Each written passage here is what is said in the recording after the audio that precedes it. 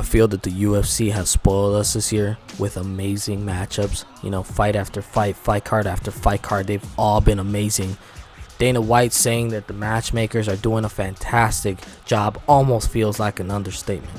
Some of the most memorable fights this year for me were Justin versus Chandler, Kamaru Usman versus Colby Covington 2, Corey Sandhagen versus Petr Yan, and many more.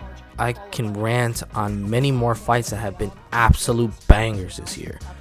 Each year, the sport continues to excite me more and more as a fan, but going into the new year, there are definitely some fights that need to be made. So let's get into the top 5 UFC fights that need to happen in 2022. Now, I'm not going to discuss on behalf of obvious matchups like Petr Yan and Aljamain Sterling or Brandon Moreno and Davison Figueiredo, fights that are already a certainty. This is a list of fights that haven't been made certain yet or that weren't at the time of making this video. Number 1, Kamaru Usman versus Leon Edwards. Look, man, this is definitely the fight to make at 170 for the championship. I've seen a bunch of memes and funny videos recently on Leon asking for the title shot. I must admit that they're funny, however, I think Leon does have a point.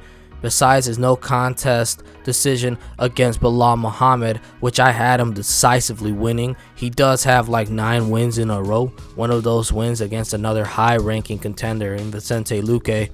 Obviously, Colby just lost to Usman, so I don't want to see that fight again until Colby wins his next fight. Leon has a win over Vicente like I just said, and Gilbert already fought for the title and should fight one more fight. His last fight was against an aging wonder boy who couldn't defend a single takedown, and Belal pretty much did the same thing to him too. I think Belal and Gilbert should fight it out if I'm being honest. There's a nice styles matchup there too.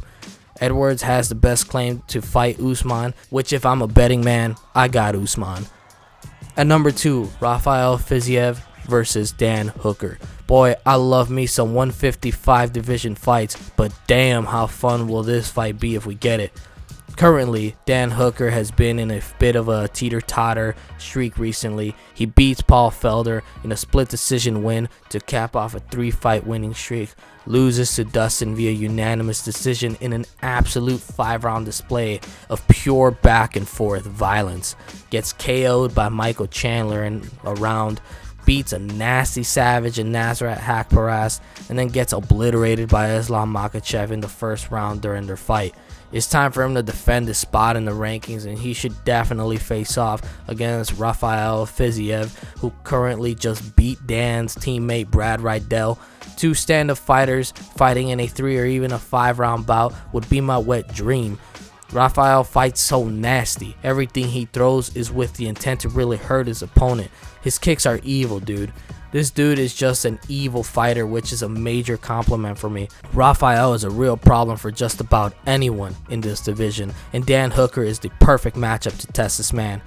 If there is a flaw in Fizzyev's game, I would point out his gas tank. Against Bobby Green, he was doing very well, but he lost his defensive discipline and looked to be getting tagged in the 3rd. But other than that, dude looked real smooth during his fight. At number 3, I have Kai Kara-France against Askarov.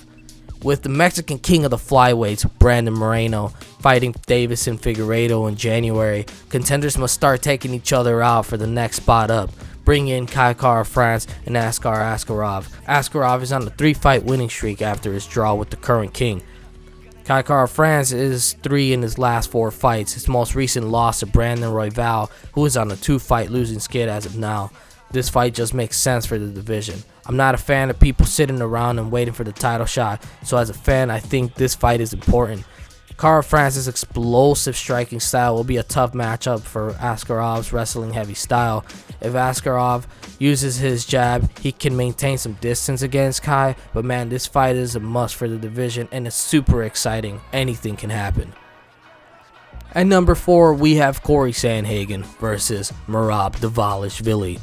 Since it's almost a given that Jose Aldo will fight TJ Dillashaw for the number 1 spot, while Aljo and Petr Yan battle it out for gold, I would really like to see Corey Sandhagen versus Merab Dvalishvili. Corey is coming off of 2 losses, one to DJ Dillashaw and one to Petr Yan. His fight with TJ was a 5-round tactical war, with Dillashaw just barely edging out a split decision. You really could have given that fight, any which way you wanted, Corey or Dillashaw. His loss to Petr Yan was competitive, albeit decisive. It was clear that Petr Yan just edged him out. His style of rangy combat and efficient striking will contrast nicely against a fighter like Merab Deville, who will push forward and apply heavy pressure with a wrestling style. He has enjoyed a 7-fight win streak since his loss to Ricky Simon in his second UFC fight. I would like to see the winner of this bout fight the loser of Aldo and Dillashaw to move up in the rankings. And at number 5, we have Conor McGregor versus Tony Ferguson. I can't express how badly I want to see these two animals face off. We've been waiting for this fight for years. Both have had very tough results in their recent fights.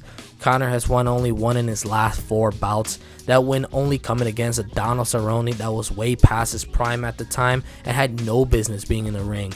I see Conor's decline as a result from both ring rust and lack of evolution to the current MMA game. We see this in his Dustin Poirier fights. He could not check a single damn leg kick, and he doesn't do too well in clinch or ground situations. Leg kicks become a real problem for a fighter that fights very heavy on his lead foot, which Conor most certainly does.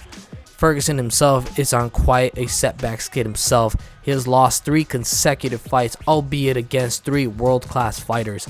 I don't think it's an age issue with Tony. Gaethje was unstoppable during their bout. The dude just kept going forward. Charles Oliveira is the best lightweight in the world and has shown that in his most recent bouts, who outclassed Tony everywhere. And Dariush just floored him for the entire fight, not leaving anything to chance, not risking a knockout for the sake of spectacle.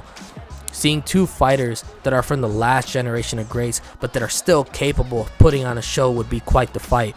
Both guys would hopefully keep the fight on the feet, although Tony can mix it up with his jiu-jitsu here and there. This fight hopefully goes a distance, although I'm not opposed to a knockout or submission. I think that we all need closure as fans to see this fight happen through and through. Dana, please make this one happen. Alright guys, these are the top 5 fights that I would love the UFC to make in 2022. What do you guys think? Am I missing a matchup that would be an absolute must-see? Leave it in the comments. Do me a favor and help out the channel by leaving a like on the video and hit the subscribe button while you're here. Thanks for watching, everybody. It's Jas from In the Mind of Jas, and I will see you guys in the next one.